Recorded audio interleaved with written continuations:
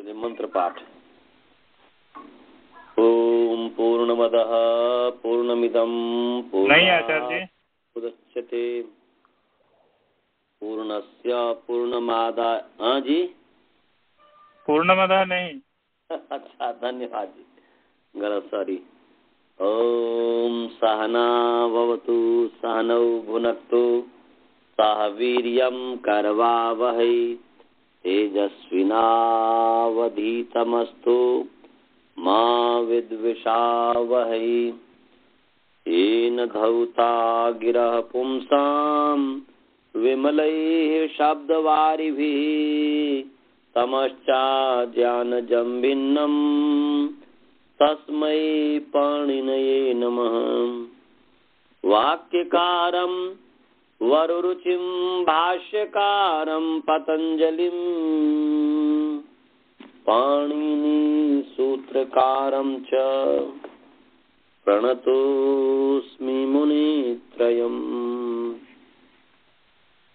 ओम शांति शांति शांति।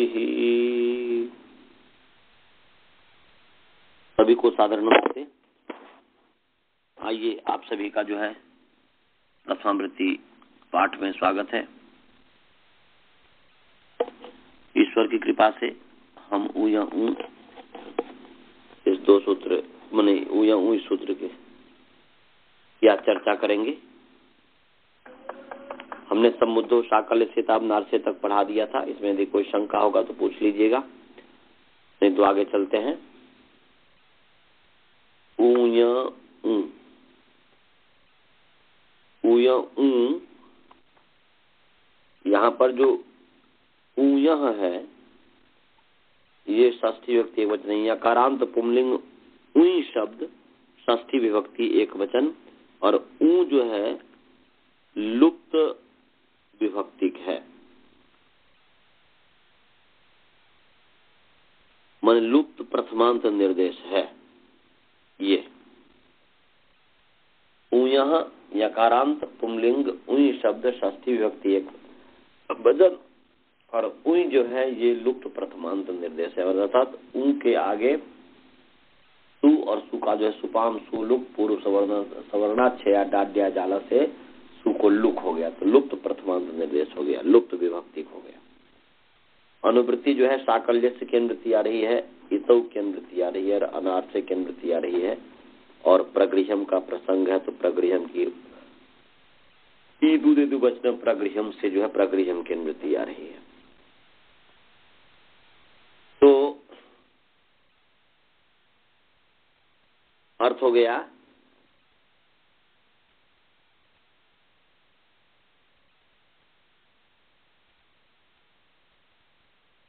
इसका दो मतलब ये हुआ अर्थ किए होगा, इसलिए इसको योग विभाग महाभाष्य में कर दिया हुआ है। एक है ऊ यह, दूसरा है ऊ। तो अर्थ है कि ऊ यह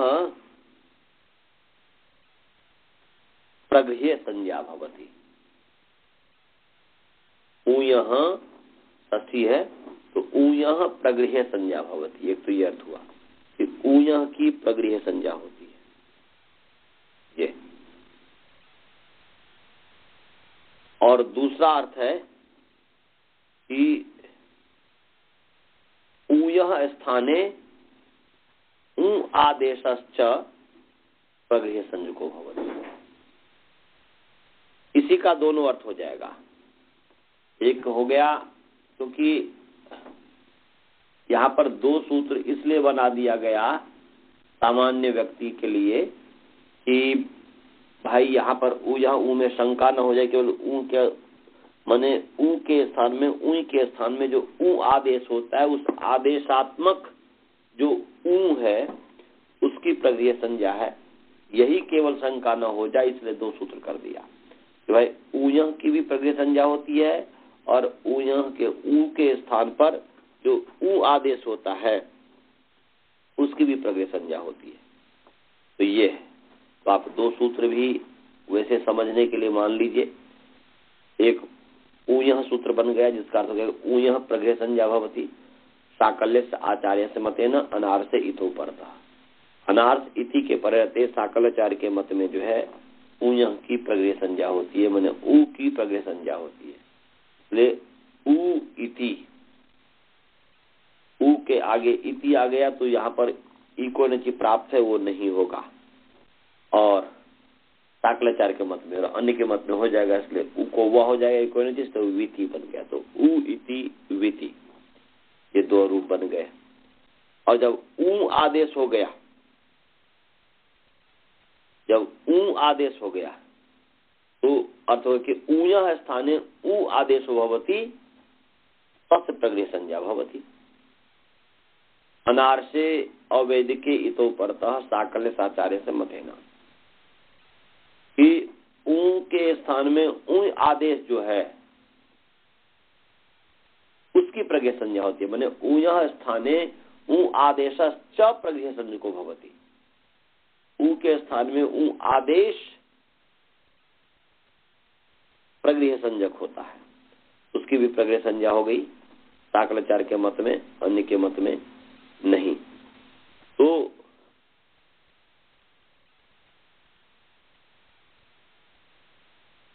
जैसे ऊ इति, तो ऊ इति जो है उस ऊ के स्थान पर ऊ आदेश हो गया, ऊ इति, ऊ इति। तो साकल्याचार्य के मत में तो ऊ के स्थान में आदेश होता है, उसके प्रगृह संज्ञा होती है। नार्स अवैध के पर रहते साकल्याचार्य के होता है। साकल्य आचार्य के मत में जो है ऊ के स्थान पर ऊ आदेश हो जाता है। तो साकल्याचार्य के मत में तो ऊ के स्थान पर जब ऊ माने उकार के स्थान पर जब है ऊ हो जाएगा तो उनके मत में हो गया ऊ इति, और दूसरे के मत में नहीं होगा तो ऊ इति ही रहा। ऊ इति दूसरा हुआ ऊ इति, और साकल्य के आचार्य के मत में प्रगृह संज्ञा हो जाती है, तो अन्य के मत में प्रगृह संज्ञा नहीं होती है। ऊ के स्थान पर ऊ आदेश और उसकी प्रगृह संज्ञा हो जाती है, और अन्य के मत में नहीं होती है। जब अन्य के मत में नहीं होती है प्रगृह संज्ञा, तब इको निचि लग जाएगा तो विति बन जाएगा। फिर तीन रूप यहाँ पर बन गया, माने इसके सामने ऊयः के स्थान में ऊ आदेश होता है और उस ऊ की प्रगृह संज्ञा होती है। ऊ आदेश हुआ और ऊ की प्रगृह संज्ञा हुई साकल्याचार्य के मत में। तो जिसके मत में बने साकल्याचार्य के मत में ऊ के स्थान पर ऊ आदेश हुआ, अन्य के मत में नहीं हुआ, तो अन्य के मत में ऊ इति ही रहा, और साकल्याचार्य के मत में ऊ इति हो गया। और साकल्याचार्य के मत में ऊ इति के बाद जो है उसकी प्रगृह संज्ञा भी होती है। तो ऊ इति जो हुआ, ऊ जो इति हुआ उसकी प्रगृह संज्ञा जो हो गई तो ये हुआ। और जब नहीं प्रगृह संज्ञा हुई तो इको नीचे लग गया तो इति बन गया, माने विति बन गया। तो तीन रूप बना, ऊ इति और विति, ये तीन रूप बन गया। समझ गया जी? माने फिर मैं एक बार बोल रहा हूं कि ऊयः की प्रगृह संज्ञा होती है साकल्याचार्य के मत में, एक तो ये हुआ, अन्य के मत में नहीं होती है, तो उसके आधार पर दो रूप बन गया, ऊ इति और विति, ये दो रूप बन गया। और उसके स्थान पर ऊ आदेश जो हुआ वो भी आचार्य के मत में होता है, साकल्याचार्य के मत में होता है। ऊ के स्थान पर ऊ जो आदेश हुआ उस ऊ आदेश की प्रगृह संज्ञा होती है साकल्याचार्य के मत में। तो साकल्याचार्य के मत में ऊ आदेश जो हुआ और अन्य के मत में नहीं हुआ, तो अन्य के मत में जो नहीं हुआ तो वो तो ऊ इति ही रहा, और उनके मत में प्रगृह संज्ञक ऊ आदेश हो, माने ऊ आदेश हुआ उसकी प्रगृह संज्ञा हो गई। तो अन्य के मत में नहीं हुआ तो इसके जब ऊ आदेश मैंने आदेश मैंने प्रज्ञ संज्ञक जो उ आदेश हुआ या उ आदेश हुआ उसकी प्रज्ञ संज्ञा हुई, तो प्रज्ञ संज्ञा हुई तो एक बार उ इति ही रहेगा। और अन्य के मत में जो उ इति हुआ और इको नीचे लग जाए तो विति, तो 3 रूप बन गया। उ इति, विति और उ इति। समझ गए? एक तो हुआ साकलाचार्य के मत में उ आदेश बिना किए उ इति हुआ, साकल आचार्य के मत में उ आदेश किए बिना उ इति हुआ, क्योंकि उ की भी प्रकृति संज्ञा होती है इसलिए उ इति हो गया। और दूसरा हुआ साकलाचार्य के मत में आदेश कर दिया, माने साकलाचार्य के मत में तो एक ये हुआ कि उ इति ऐसा, और दूसरा उनका साकलाचार्य के मत में हुआ कि उ के स्थान पर उ आदेश हो गया तो उ इति, तो उ इति ये तो बन गया साकलाचार्य के मत में। अनुनासिक कैसा होता है वो तो निकल जाती है ना दोनों के तरफ में, दोनों केसेस में। कहाँ अनुनासिक? ऊया में तो यो तो हलंत्यम से संज्ञा हो गई है। अच्छा जी, वो के बाद अनुनासिक उधर भी रहेगा? हाँ, वो तो ऊ रहेगा ही ना। ऊ जो हुआ ऊ तो अनुनासिक है ही। अच्छा जी, तो अब तो 3 हो रहे हैं, अभी समझ गए। मेरे लिए तो दोनों हो गया, इसीलिए नहीं तो दो ऊ में यो हलंत तो ऊ रहा ना जी, अनुनासिक रहित ही ऊ हुआ। तो साकल आचार्य के मत में एक तो ऊ इति रहा और दूसरा हुआ कि ऊ के स्थान पर ऊ आदेश हुआ, तो साकलाचार्य के मत में हुआ तो दो बन गया ना, उसकी प्रज्ञा संज्ञा होगी। तो ऊ इति और ऊ इति ये जो 2 रूप बना साकलाचार्य के मत में बना। अच्छा। और अन्य के मत में तो ऊ आदेश होता ही नहीं है। नहीं समझे? अभी समझ गया जी। साकल्य के मत में तो ऊ इति 2 बना, 2 बन गया, 2 बन गया। और अन्य के मत में तो ऊ आदेश होता ही नहीं है, और जो ऊ इति है अन्य के मत में मतलब संधि हो जाती है, क्योंकि वो साकल्य के मत में प्रज्ञा संज्ञा होती है ना, अन्य के मत में तो नहीं होती है।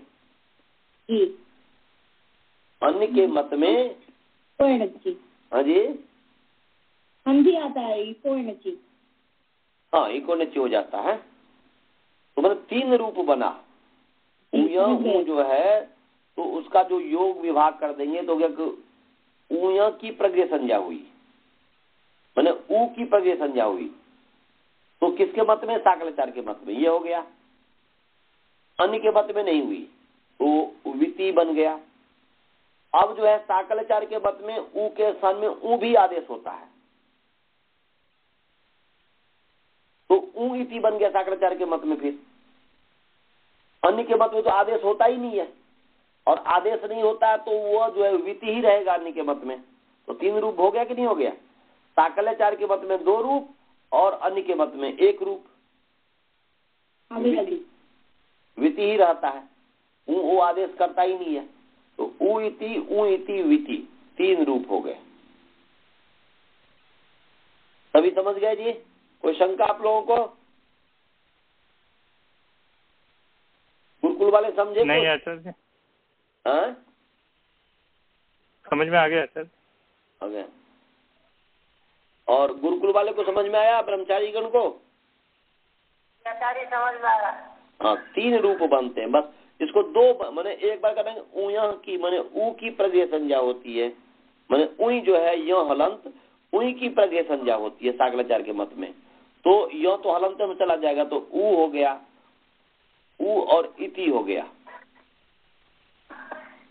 और अन्य के मत में नहीं होता इसलिए वहां पर इको नहीं लगा, इसलिए विति बन गया।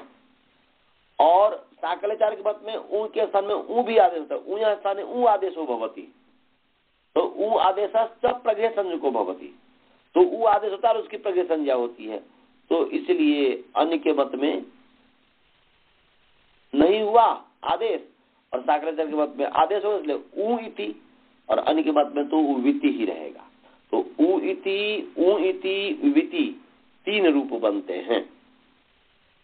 सर एक संदेह है यहाँ। बोलिए। ये पहला ऊ जो है उससे सवर्ण ग्रहण होकर दूसरा ऊ नहीं आएगा। फिर बोलिए, आप क्या बोल रहे हैं?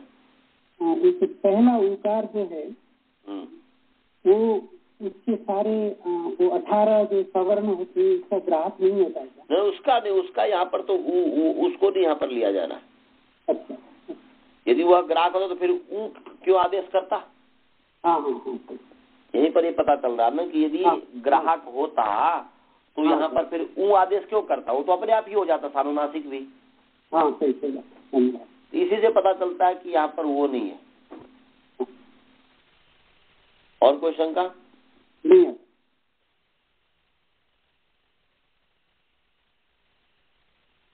तो महाभाष्यकार ने इसको योग विभाग किया है बस सरलता पूर्वक समझाने के लिए, और कुछ नहीं है। इसका मतलब ये नहीं समझना चाहिए कि जो है कि महर्षि पाणिनि जी की बातों को खंडन कर दिया, नहीं, वह वही है, उसको ऊ से ही जो कहना चाह रहे हैं महर्षि पाणिनि जी, उसको 2 सूत्र से उन्होंने बना दिया।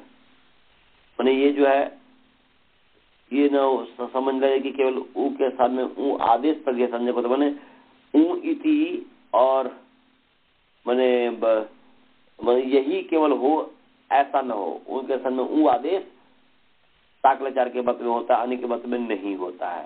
तो विति माने ऊ इति और विति माने ऊ इति और ऊ इति, ऐसा 2 ही न बने, इसलिए यहाँ पर योग विभाग कर दिया कि 3 बनाने के लिए। आगे चले, अब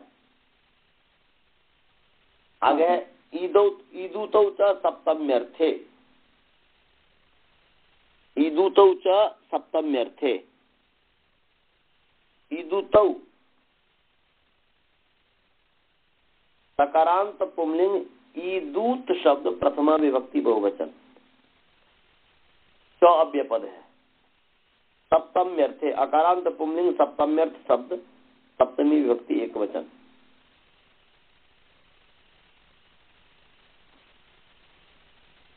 अब जो है समास ईत च ऊत च, ईत च ऊत च इति ईदूतौ, इतरेतर योग द्वंद्व हो गया।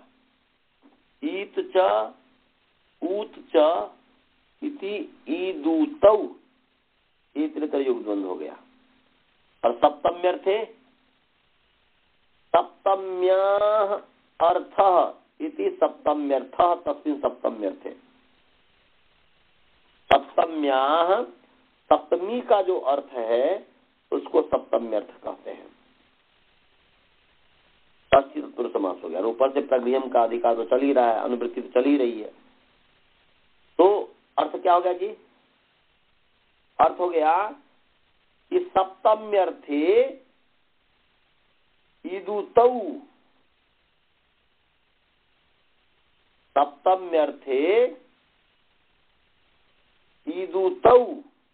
तो यहाँ पर ईदूतौ जो है शब्द का अध्ययन कर देंगे तो सप्तम्यर्थे वर्तमानौ ईकारांत उकारांतौ, ऐसा क्या माने यहाँ पर तदंत विधि हो गई है। शब्द का विशेषण, शब्द विशेष है, तदंत विधि ईदूतौ विशेषण है, इसलिए ईदूदन्तौ, ऐसा ईदूदन्तौ ऐसा कर देंगे।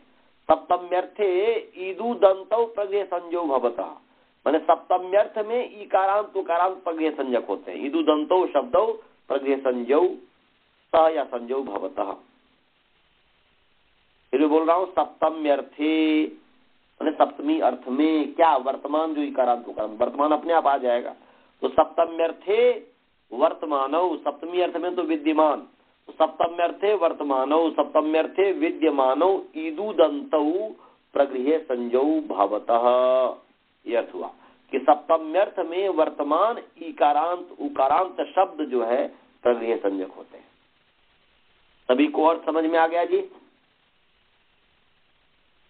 सप्तम्यर्थ में वर्तमान इकारांत उकारांत, सप्तम्यर्थ में वर्तमान इकारांत उकारांत की प्रगृह संज्ञा होती है। ये इसका अर्थ हुआ।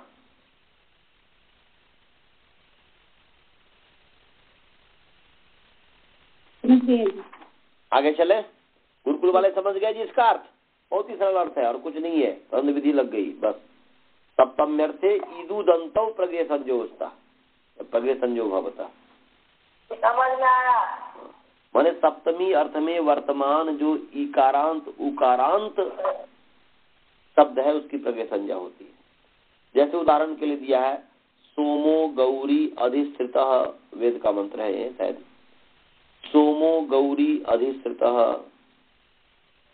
मामकी इति तनु इति, ये अर्थ हो गया। माने ये है उदाहरण। तो सोमो गौरी अधिष्ठितः,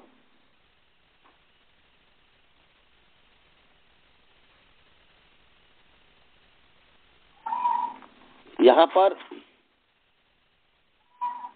उदाहरण जो है गौरी, गौरी पर ध्यान देना। गौरी अधिष्ठितः इसका उदाहरण है। सोम जो है गौरी में अधिष्ठित है, अधिष्ठित है, इसका ये अर्थ हुआ। ऋग्वेद का मंत्र है, सोम जो है गौरी में अधिष्ठित है। अब इसका मतलब क्या है, वो एक अलग चीज है। अजय अधिष्ठित माने क्या पड़ता है? अधिष्ठित है, आश्रित, अधिष्ठित है, आश्रित है। सोम गौरी में आश्रित है। तो गौरी का मतलब यहाँ पर जो है वो गौरी नहीं ले लीजिएगा।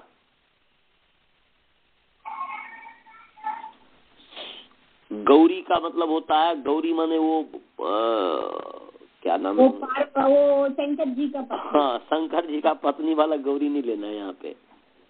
यहाँ पर सप्तम्यर्थ में वर्तमान है गौरी।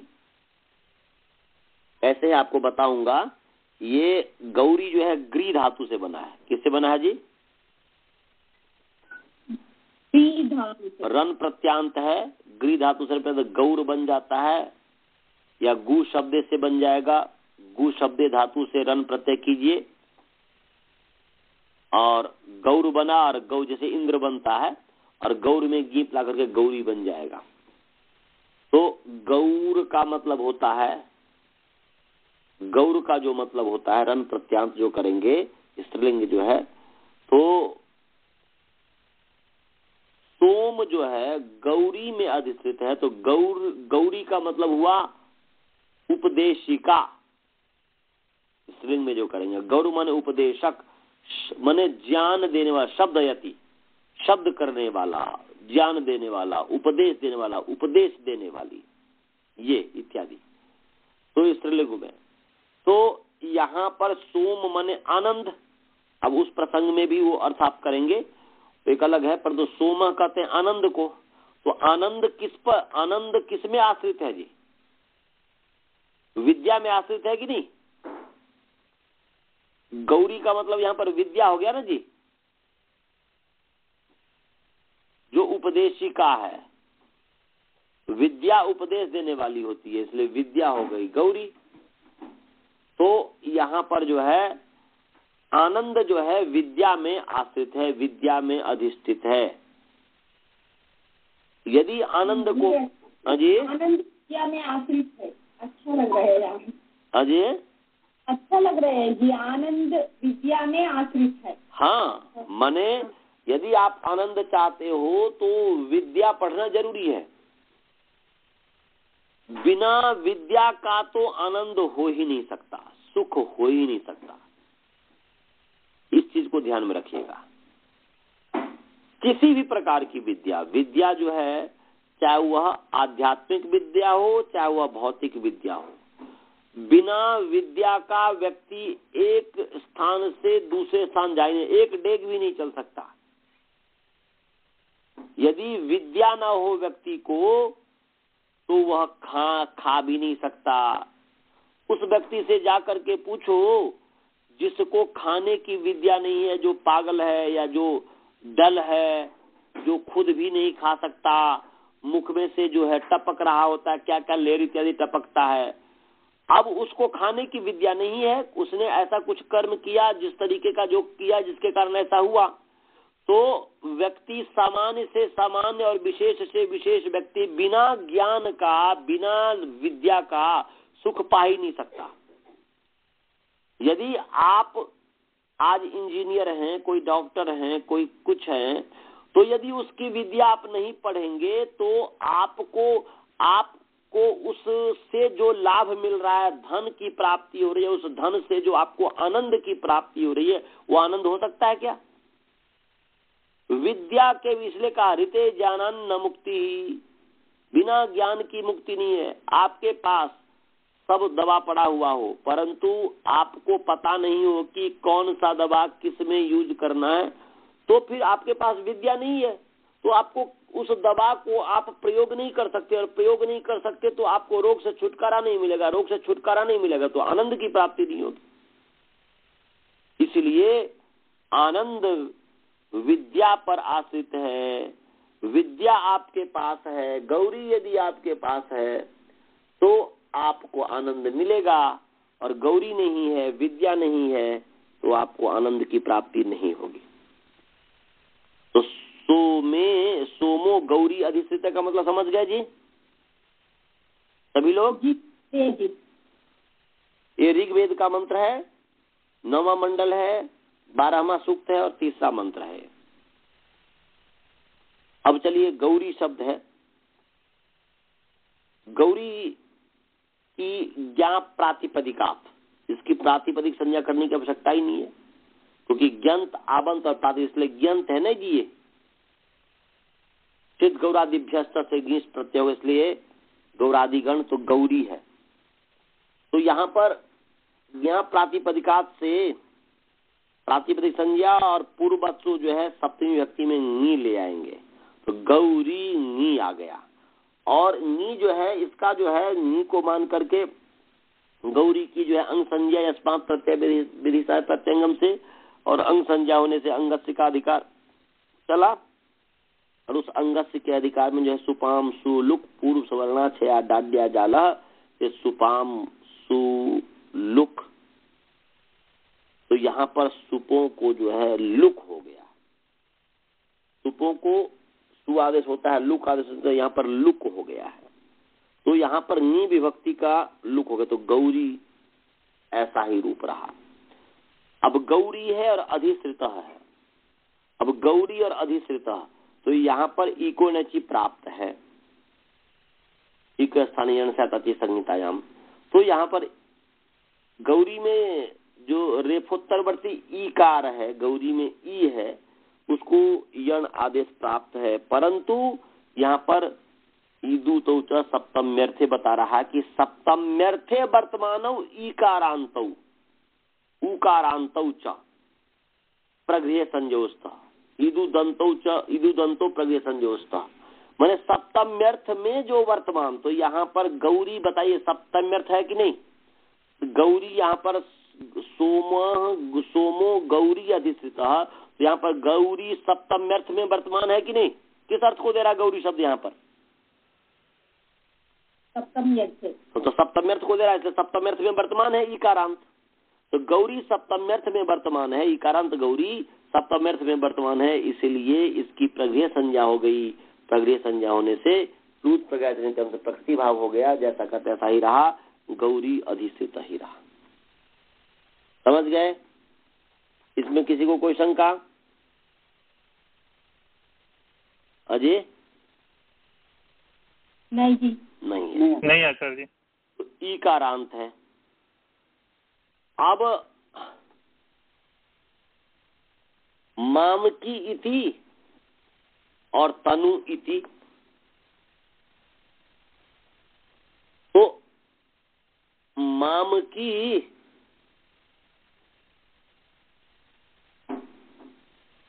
दो है, मामकी इति और तनु इति, यही उदाहरण है ना जी?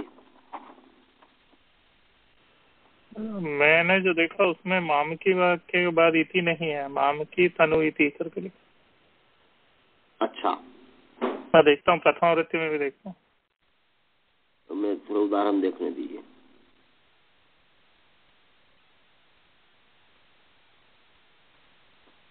यहाँ सप्तमा विभक्ति में दोनों को अलग अलग दिया है। माम की तनु दिया तो है, वही मुझे माम की हाँ दिया है सर, दिया है ना। हाँ। माम की इति तनु इति, ये दोनों हो जाएगा। तो पूरा जो है वह है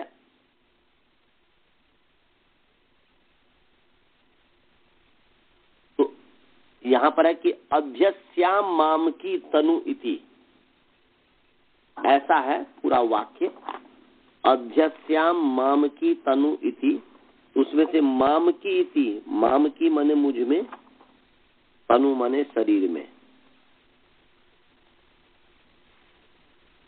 मुझ में आश्रित, ये मुझ या तनु में आश्रित, ऐसा ही कुछ होगा। वो तो प्रसंगानुसार जैसे होगा उसके आधार पर अर्थ देखा जाएगा। किसी एक को देख करके हम ये नहीं कर सकते कि इसका यही अर्थ है। तो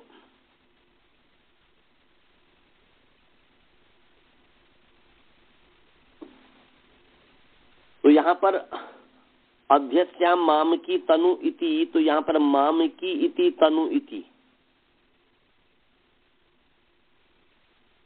इस पर जो है ये कर सकते हैं।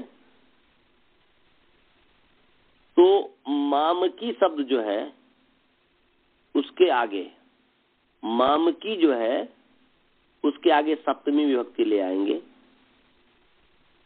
और सप्तमी का जो है सुपाम सुलुक पुरुष वर्ण से डाड्य जाला। तो यहाँ पर मामक, मम शब्द है, उससे क इत्यादि माने उसमें अकच इत्यादि होकर के माम का बन जाता है, और स्त्रीलिंग में माम की बन जाता है। तो अभी बस माम की इति समझना है। माम की इति माने मेरे में, ऐसा अर्थ हुआ। माम की इति माने मेरे में, और तनु इति माने शरीर में, ये अर्थ हुआ।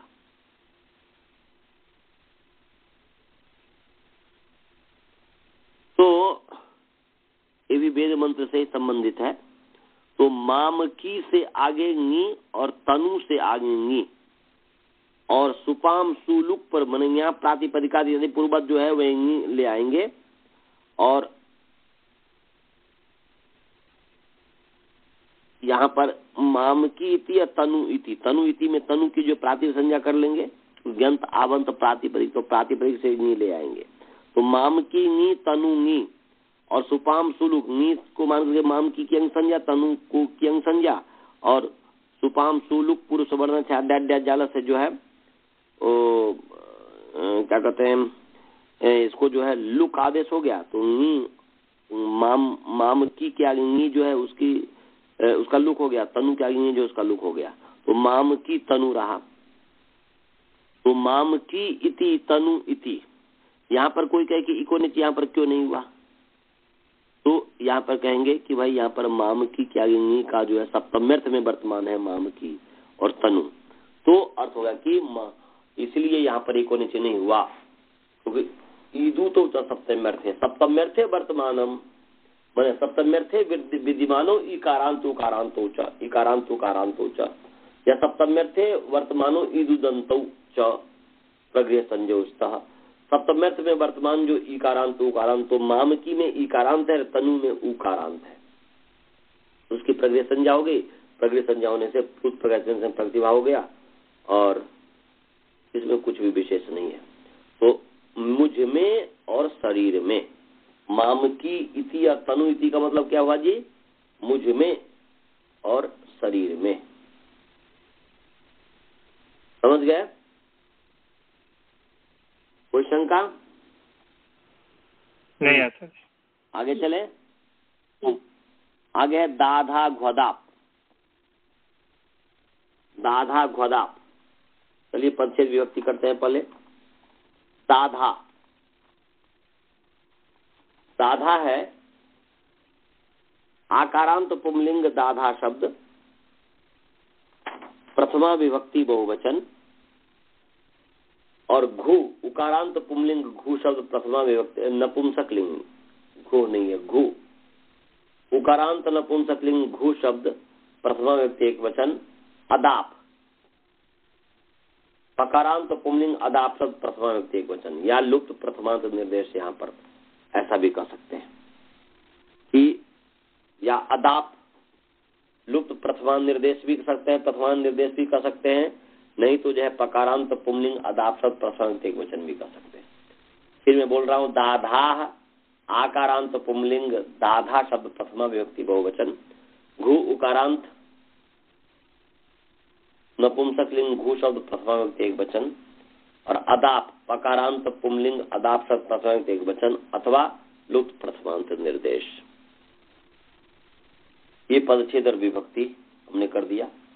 अब जो है समास, दाधा में समास है और अदाप में समास है। तो यहाँ पर दा से जितने भी दा धातु है वो लेना है और धा से जितने जो धा धातु है वो लेना है। तो दा धातु जो है कितने हैं, एक तो डू दाई दाने है, तान दाने है, दो अवखंडने है, देंग रक्षणे है, और दाप लवणे दैप शोधने ये भी है। ताप और दैप, तो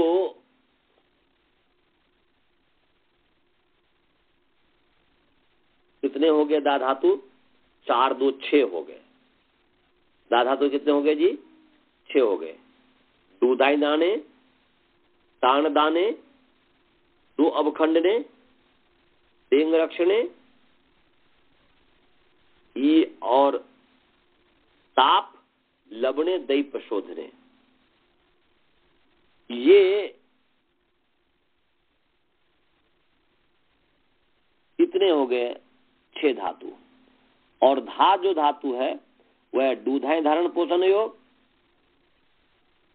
और धेट पाने, दो जो है धा धातु है, धा उसको आकार आदेश होता है तो धा हो जाता है। तो टोटल जो है वह 6 2 8 हो गया।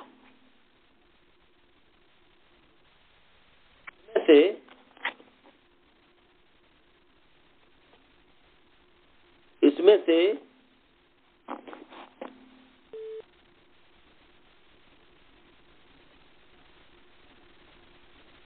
अदाप इसमें कहा है, तो अदाप में जो 2 धातु है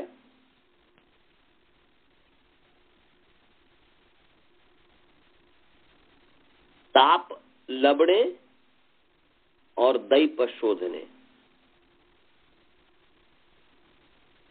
2 जो है इसको छोड़ देना है तो बच जाता है 4।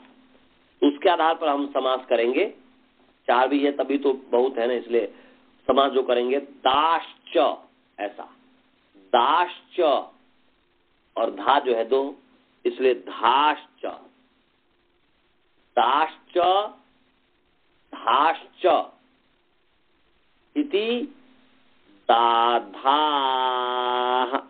इतने योग द्वंद्व हो गया। दाश्च, दा का 4 धातु हो गया और धा का 2 धातु हो गया, तो 4 2 6 हो गया। उसमें दाप को छोड़ देना है, तो वैसे दा धातु जो है 6 है, परंतु उसमें अदाप होने के कारण 2 छूट जाएगा तो 4 बचेगा। तो दाश्च धाश्च इति दाधा, इतरेतर योग द्वंद्व। और घू जो है अदाप में न दाप अदाप, नहीं तत्व समास हो गया। तो यहां पर दाप मतलब एक शेष है, दाप च दैप च इति दाप। यहां पर ताप च दैप च, ताप च दैप च इति दाप, फिर न दाप अदाप, ऐसा नहीं तत्पुरुष समास है। और दाप च दैप च एक शेष हो गया। तो अर्थ क्या बन गया जी,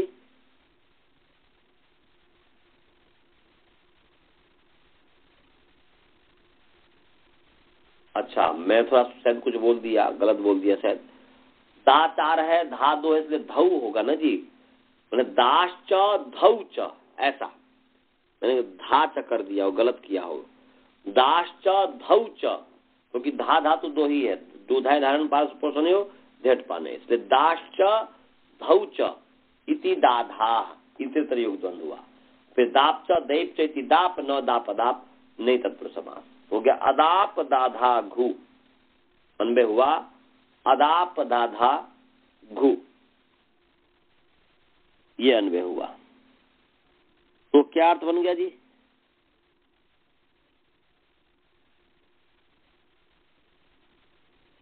वो बन गया, बोले दाधा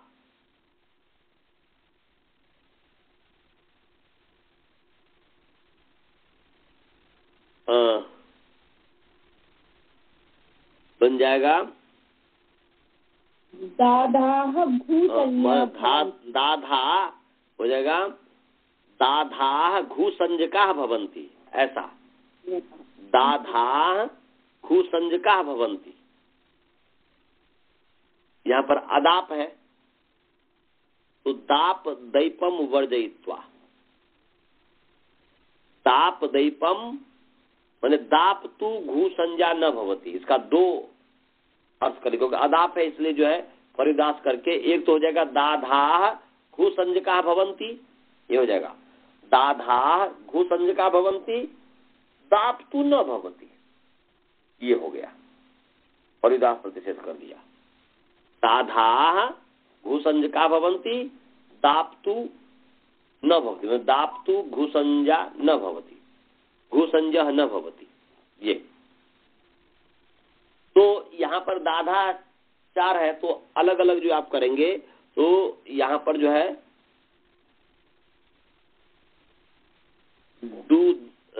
दूदाई दाने, दान दाने, दो अवखंडने, देंग रक्षणे, इत्येते धातवः, इत्येते चत्वारः धातवः, चत्वारो धातवः,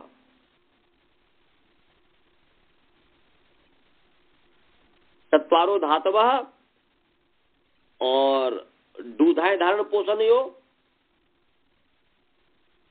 और धेट पाने, इत्येतौ द्वौ धातु च घु संज्ञका भवन्ति। इसको आप इस रूप में कह सकते हैं, माने दारूपा चत्वारः धातवः और धारूपौ च द्वौ धातु घु संज्ञका भवन्ति। दारूप वाले चार धातु और घु संज्ञक वाले दो धातु, इसकी घु संज्ञा होती है, दाप तू न भवती, दाप की तो घु संज्ञा नहीं होती है, फिर दाप दैपम वर्जयित्वा। अर्थ समझ में आ गया? सभी को अर्थ समझ में आ गया? जी जी। हाँ, तो अब यहाँ पर जो है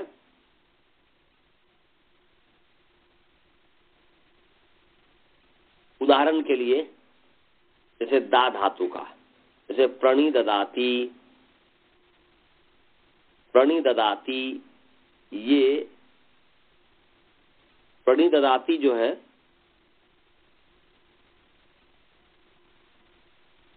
ये दान दाने का बन गया, और दो अवखंडने का जो है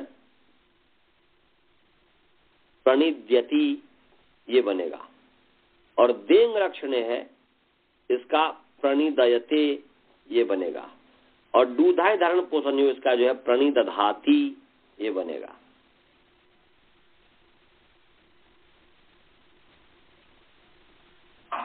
और धेट पाने जो है इसका बन जाएगा प्रणिधयति ये बनेगा। माने चार जो दा धातु है, दूधाय दाने, दान दाने, देंग रक्षणे, तो दूधाय दाने, दान दाने, उसका तो प्रणिददाति बन गया, और दो अवखंडने का जो है प्रणिद्यति बन गया, देंग रक्षणे का जो है प्रणिदयते बन गया, दान दाने का प्रणियच्छति बन गया। इसको दूधाय दाने का प्रणी ददाती बनाइए, दान दाने का दान कोई अच्छा आदेश सोचते प्रणीयच्छति बन जाएगा। तो इस सब पर हम जो है विचार करेंगे, इस पर जो है सिद्धि इसकी आगे होनी है। तो आज हम यहीं पर रहने देते हैं, इतने ही पाठ रहने देते हैं, क्योंकि अब तो थोड़ी देर में समय हो ही जाएगा, तो इसकी पूरी सिद्धि हो भी नहीं पाएगी। तो हम जो है प्रणिददाति, प्रणिदीयते, प्रणिदाता, प्रणीयच्छति, प्रणिद्यति, ये प्रणिदयते और धाका प्रणिदधाति, प्रणिधीयते, प्रणिधाता, प्रणिधयति, देही धेयी, इतने इसमें दिया है प्रथमा वृत्ति में उदाहरण। तो इसकी सिद्धि हम कल करेंगे। यदि आप लोगों को यदि कोई प्रश्न हो तो पूछिए, नहीं तो मंत्र पाठ करते हैं। कोई प्रश्न है? तो मंत्र पाठ करें। चलिए जी। ओम पूर्णमदः पूर्णमिदं पूर्णात् पूर्णमुदच्यते पूर्णस्य पूर्णमादाय पूर्णमेवावशिष्यते। ओम शांति शांति। नमस्ते आचार्य जी। नमस्ते जी। नमस्ते आचार्य। नमस्ते।